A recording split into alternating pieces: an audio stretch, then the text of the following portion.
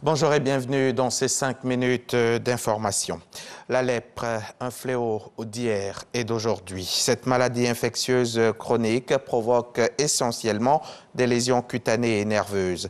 Elle est causée par une infection par la bactérie Mycobacterium leprae et touche principalement la peau, les yeux, le nez et les nerfs périphériques. Ce 30 janvier, l'on célèbre la 69e journée mondiale des lépreux. Cette année encore, la journée sera éclatée dans l'ensemble des 33 régions de l'administration sanitaire. Vous entendrez la déclaration du gouvernement dans le 13h.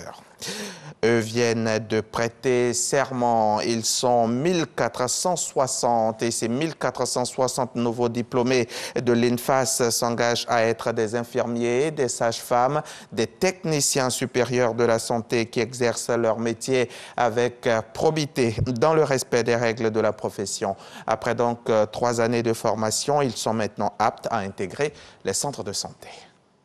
Je promets et je jure d'être fidèle. Je promets et je jure d'être fidèle aux lois de l'honneur et de la probité. Aux lois de l'honneur et de la probité. Des paroles fortes à la mesure de la responsabilité qui sera la leur dans les centres de santé. Un serment qui les engage pour la vie professionnelle. Ces agents de santé au nombre de 1460 uniquement pour la ville d'Abidjan constitue la 29e promotion de l'Institut national de formation des agents de santé, INFAS. Parmi eux, 628 infirmiers, 436 sages-femmes et 396 techniciens supérieurs, notamment des laborantins, des kinésithérapeutes et spécialistes en imagerie médicale.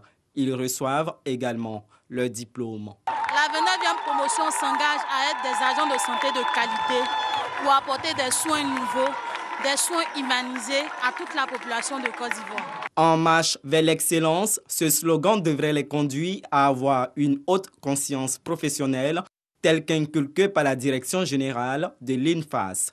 Vous êtes formés pour être des agents de santé nouveaux. Vous êtes formés pour être des agents de qualité. Ces soins de qualité, le respect, la probité seront mis en application. Il n'y a aucun reproche à faire à votre promotion. Pour la tutelle, la réforme hospitalière vient améliorer les conditions de travail des agents de santé avec un contrôle plus accru des établissements sanitaires. Cette réforme va, en plus des infrastructures que l'État met à notre disposition, à penser aux conditions de travail du personnel de santé. La promotion 2018-2021 de l'INFAS souhaite la régularité dans le paiement des bourses et une affectation rapide dans les centres de santé. C'était un reportage de Didier Nguesson. L'OSEP, c'est l'Observatoire du service public. L'OSEP a donc lancé son projet d'implémentation de la démarche qualité en vue de la certification du système de management de qualité. L'OSEP vise la certification ISO 9001 version 2015, ce qui lui permettra de disposer de standards d'offres de services reconnus au niveau international avec plus de visibilité. Le reportage de Laure Goretti et Franck Quadio à suivre dans le 13h.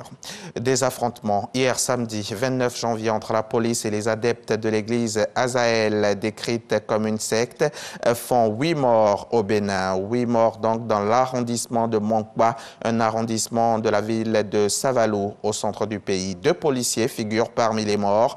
Ils ont d'abord été séquestrés avant d'être assassinés. Le pasteur et plusieurs de ses fidèles sont en fuite. L'armée est allée en renfort, mais la situation est maîtrisée selon la police. Le procès du meurtre des 2 experts des Nations Unies en République démocratique du Congo en 2017 s'est achevé hier samedi par la condamnation à mort de 49 personnes.